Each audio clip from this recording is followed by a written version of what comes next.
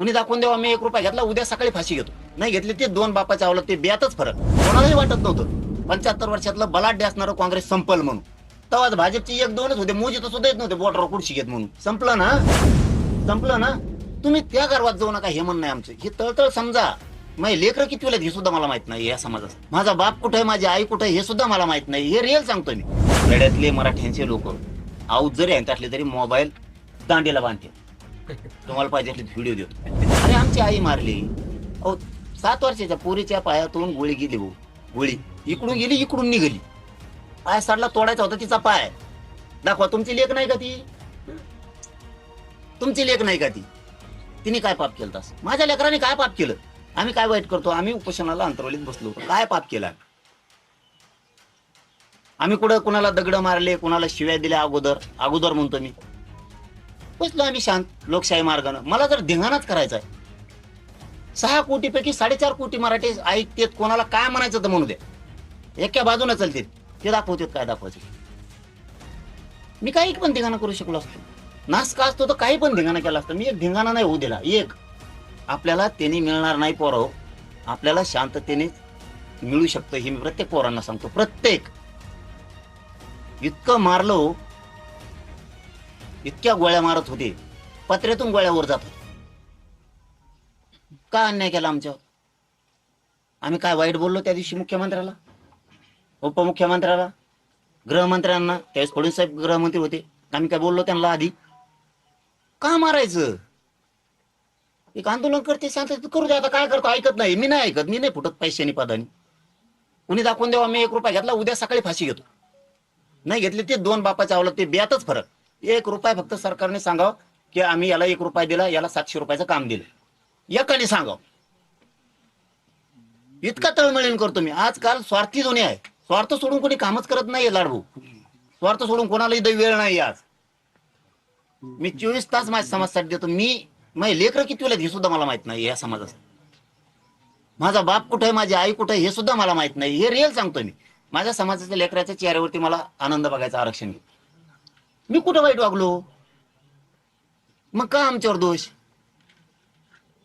बोललो असतो तुम्ही मालक येत थोडक्यात. काय झालं बोललो म्हणून? मालकत्व तुम्हाला स्वीकारायचंय, पालकत्व तुम्हाला स्वीकारायचंय. समजा ठेवा ना उचित बोललेलीच काय फरक पडला? राजकारणात हे पचावं लागतं, समाजकारणात हे पचावं लागतं. तर तुम्ही उंचीवर जाणार. कोणालाही वाटत नव्हतं 75 वर्षातलं बलाढ्य असणारं काँग्रेस संपल म्हणून. तेव्हाच भाजपची 1-2च होते, मोजी तर सुद्धा येत नव्हते बोटावर कुर्शी घेत म्हणून. संपलं ना, संपलं ना.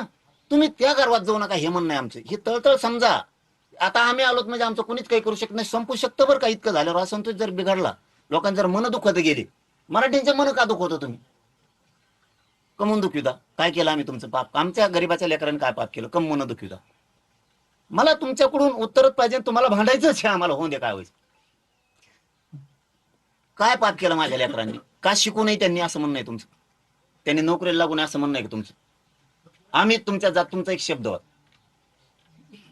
मुख्यमंत्री आपल्या जातीचा नाही तरी त्यांनी आपल्याला आरक्षण दिलं किंवा अनेक गोष्टी दिल्या. कुणी नाकारलं? ती आपल्या जातीचा नाहीये तरी दिलं. नाकारलं कुणी?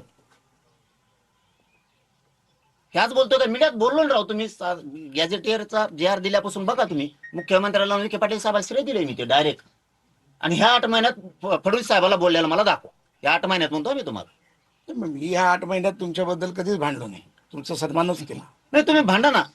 माझं ते मतच नाहीये. आमचं घरानं कोणी ऐकून घ्यायचं? आमची तळतळ कोणी ऐकून घ्यायची?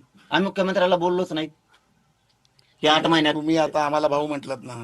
पण मला हे तुम्हाला सांगणं खूप गरजेचं आहे. नाही, मी हे बघा, ऐकलं ना दादा. ही मला गोष्ट माहित नाही गरजेची असं आहे का तुम्ही जे हे म्हटला. बघा आता तुमची तळमळ, तुमचं तुमची पूर्ण ऐकून तळतळ. घेणार आम्ही.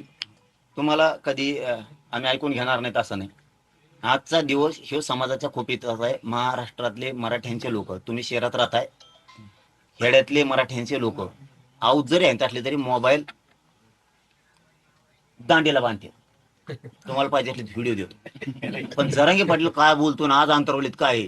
कमीत कमी 5.5-6 कोटी मराठी बघत असते आज अंतरवलीत काय चालू. म्हणून आज सगळ्यांनाच वाटतंय की हे माणूस पहिल्यांदा म्हणला ना मी मराठ्यांचा आहे.